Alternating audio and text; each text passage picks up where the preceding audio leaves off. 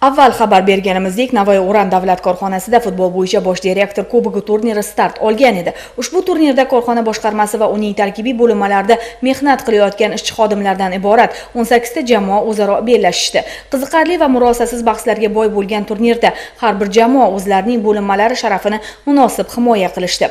Albatta, har qanday o'yinda g'oliblar va mag'lublar bo'lganidek, mazkur bellashuvda ham eng kuchlilar saralab olindi.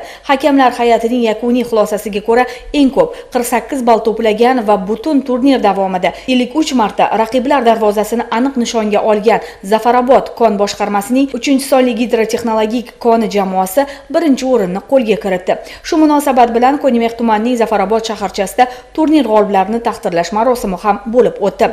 Marosimda Navoiy davlat korxonasi va Zafarobod kon boshqarmasi rahbariyati, kasaba uyushmasi faollari, korxona mutasaddilari, mahalla ahli va yoshlar ishtirok etishdi.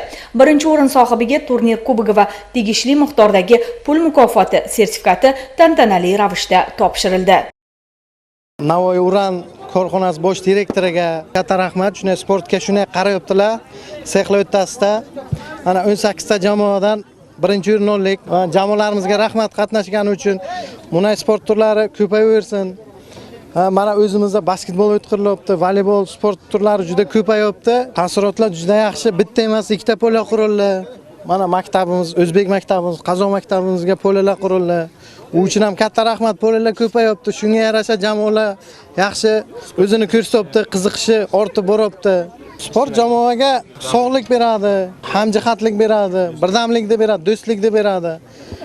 Shu hammasi sportdan kelib chiqadi. Sport bo'lsa hamma joyda tinchlik, osoyishtalik bo'ladi. O'zbekistonimiz avvalambor tinch.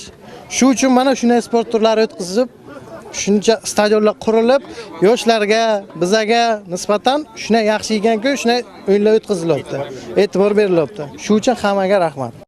Kuchli uchlikdan joy olgan Zafarobod kon boshqarmasining 1 va 4 sonli biotexnologik koni jamoalari ham pul mukofoti sertifikatlarini qabul qilib olishdi. Shuningdek, eng yaxshi o'yinchi, eng yaxshi to'p urar, eng yaxshi darvozabon nominatsiyalari bo'yicha futbolchilar maxsus statuetkalar va esdalik sovg'alari bilan taqdirlandilar. Korxona rahbariyati tomonidan yana sportning basketbol, voleybol va boshqa sport turlari bo'yicha bosh direktor kubogi turnirlari o'tkazilishi rejalashtirilgan.